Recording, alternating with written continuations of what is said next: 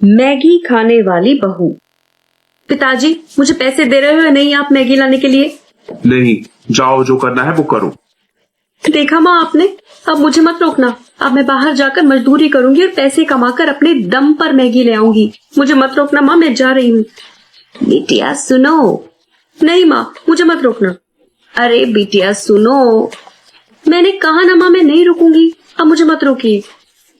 अरे बेवकूफ पागल लड़की, तुझे रुकने के लिए कौन कह रहा है? ये ले थैली, और आते समय जो पैसे तू कमाएगी उन पैसों से सब्जी ले आना।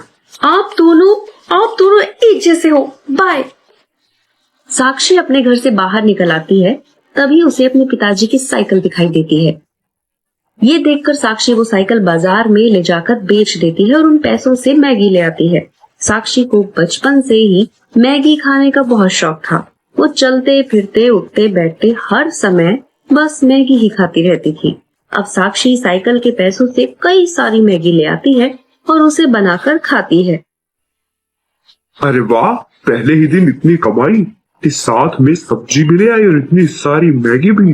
वाह भाई, कहाँ से कमाए इतने पैसे? फिर मैं साक्षी हूँ। बिटिया, एक ही दिन में ऐसा कौन सा काम कर लिया आपने कि आपको इतने सारे पैसे मिल गए? ज्यादा मेहनत करनी पड़ी क्या बिटिया? अरे कहाँ माँ, बस साइकिल को उठाया, फिर उसे चलाया और एक दुकान में ले जाकर बेच दिया। मेहनत भी हो गई, पैसे भी आ गए। अच्छा, साइकिल क्या? साइकिल किसकी साइकिल बेच दी? आपकी और किसकी? क्या मेरी साइकिल बेच दी? देखा दामिनी अपनी बेटी की करतूत, इसने मैगी खाने के चक्कर में मेरी बरसों पुरानी साइकिल बेच दी। साक्षी दौड़ते हुए अपने कमरे में चली जाती है। इस लड़की ने तो मेरे नाक में दम कर रखा है। दामिनी, इसका तुरंत कुछ करो, वरना एक दिन मेरी सांसें साक्षी के कारण ही रुक जाएंगी। हम इसका ब्याह करवा देते हैं। अब साक्षी के माता पिता साक्षी के कारण बहुत परेशान हो चुके थे। कुछ दिनों बाद वो दोनों साक्षी का ब्याह एक कुंदन नाम के व्यक्ति से करवाकर अपने घर की मुसीबत को कुंदन के घर की मुसीबत बना देते हैं। अब ब्याह के दूसरे दिन, सासू माँ, अपने इस घर में मैगी है ना? नहीं बहू, यहाँ तो कोई मैगी नहीं खाता। क्या मैगी नहीं खाते? अरे इंसान होकर आप सब मैगी नहीं खाते? लाइए, मुझे पैसे दीजिए, मैं ट्रक भरकर अभी घर में मैगी ले आती हूँ। क्या ट्रक भरकर? अरे नहीं बहू, ये 10 रुपए ले जाओ और अपने लिए ले आ मैगी। देखा आपने ससुर जी, आजकल के बच्चे भी 10 रुपए नहीं लेते, और एक सास अपनी बहू को 10 रुपए दे रही है। सासू माँ, कम से कम 10-12 हजार रुपए तो दीजिए। 10-12 हजार? तभी साक्षी का ससुर मोहित साक्षी को 1000 रुपए निकाल कर दे देता है। वो पैसे लेकर साक्षी बाहर चली जाती है। जी आप भी ना मैगी लाने के लिए अपनी बहू को 1000 रुपए दे दिए। कोई बात नहीं नीलम, अपनी बहू ही है। अब साक्षी वो सारे पैसों की मैगी ले आती है और चलते फिरते उठते बैठते बस मैगी ही मैगी खाती जाती है। करीब 4 दिनों तक ऐसे ही चलता रहा। साक्षी की सास नीलम साक्षी की ये हरकतें देखकर परेशान हो चुकी थी, क्योंकि साक्षी घर में कोई काम नहीं करती थी। एक दिन साक्षी की सास साक्षी को बातें सुना रही थी। बहू, आपको इस घर में आए कितने दिन हो गए हैं? तब से आपने एक भी दफा इस घर में कोई काम नहीं किया, बस सारा दिन मैगी मैगी मैगी मैगी। अरे काम धंधा करती कुछ, क्या बस खाने ही आए हैं क्या यहाँ? साक्षी, आप घर का काम क्यों नहीं कर रहे हो? जी मैं अब करूंगी, लाइए मुझे पैसे दीजिए, मुझे मैगी लानी है। अरे मैगी की औलाद, उसके सिवा कुछ सूझता है क्या तुझे? अब तुझे 1 पैसा नहीं मिलने वाला, जाकर रसोई में भोजन बना। ये सुनकर साक्षी रसोई में चली जाती है। थोड़े समय बाद साक्षी रसोई के सारे बर्तन एक बोरी में भरती है और उसे चुपके से ले जाकर किसी को बेच आती है और उन पैसों से मैगी ले आती है। अब रसोई में एक भी बर्तन नहीं था। तभी साक्षी अपनी सास के पास आती है। सासू माँ, अब मैं मैगी कैसे बनाऊं? घर में तो एक भी बर्तन नहीं है। क्या? कहाँ गए रसोई के सारे बर्तन?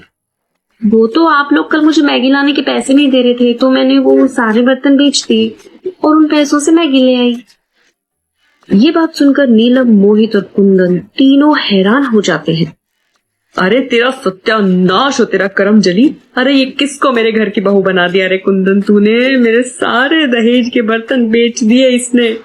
नीलम साक्षी को बहुत खरी खोटी सुनाती है। तभी बात जैसे तैसे रफा दफा हो जाती है, पर साक्षी की हरकतें बंद नहीं होती। साक्षी हर रोज घर में कोई ना कोई चीज बेच देती और उन पैसों से मैगी ले आती। अब साक्षी के कारण उसके ससुराल वाले बहुत तंग आ चुके थे। एक दिन की बात है, साक्षी के पास पैसे नहीं थे। अब उसे मैगी खाने के अरमान जाग रहे थे। तभी एक भिखारी साक्षी के घर के दरवाजे पर आता है। साक्षी उस भिखारी को नीलम के सारे कपड़े लाकर दे देती है। अरे बहन, ये कपड़े मुझे क्यों दे दिए? मैं भिखारी हूँ, धोबी नहीं। अरे सुनो मेरी बात, ये कपड़े बहुत महंगे हैं। तुम्हारे पास जितने पैसे होंगे वो मुझे दे दो और ये सारे कपड़े ले जाकर कहीं बेच दो और ऐश करो।